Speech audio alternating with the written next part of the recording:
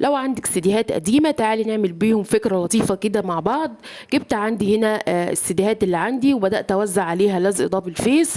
هغلفها من الناحيتين، أنا استخدمت من ناحية فوم السادة والناحية التانية استخدمت قماش الكوخ.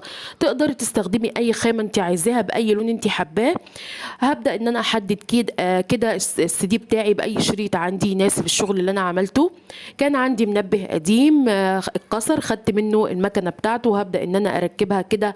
عملت ثقب صغير جدا في السي دي وبعد كده هبتدي اركب المنبه بتاعي.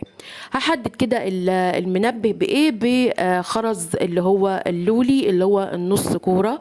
بعد كده هبتدي ان انا اركب بقى. جبت عندي قطعه صغيره من الخيط اللي هو الكروشيه المضفر، عملتها كدلايه او تعليقه للفكره اللي انا بعملها.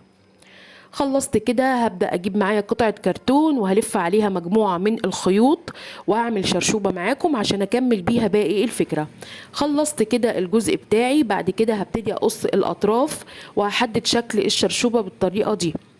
عندي برضو من نفس الجزء اللي أنا ركبته على إطار السي دي هبتدي ألفه على الشرشوبة بالطريقة دي.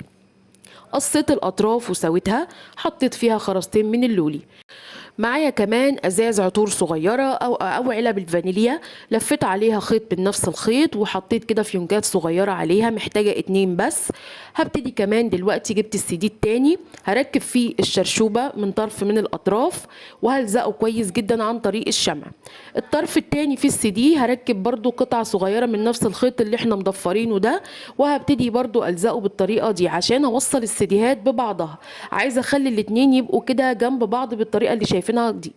بعد كده هبتدي اجيب عندي فيونكات عاملاها من شريط الاورجانزا او شريط الستان زي ما احنا عايزين، وعملت 3 وزعتهم بالترتيب ده. هجيب معايا كمان العلب اللي عملناها وزعتها برضو كده. هكمل باقي تقفيل المنبه واركب العقارب بتاعته بالشكل اللي احنا شايفينه مع بعض. حطيت هنا باقات صغيرة من الورد البلاستيك اللي موجودة عندنا في البيت. ما شاء الله كده الفكرة بتاعتنا خلصت، ركبنا الحجر، المنبه بتاعنا شغال.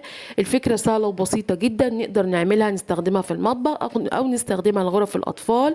يا رب تكون عجبتكم، ما تنسوناش باللايك والشير. شكرا.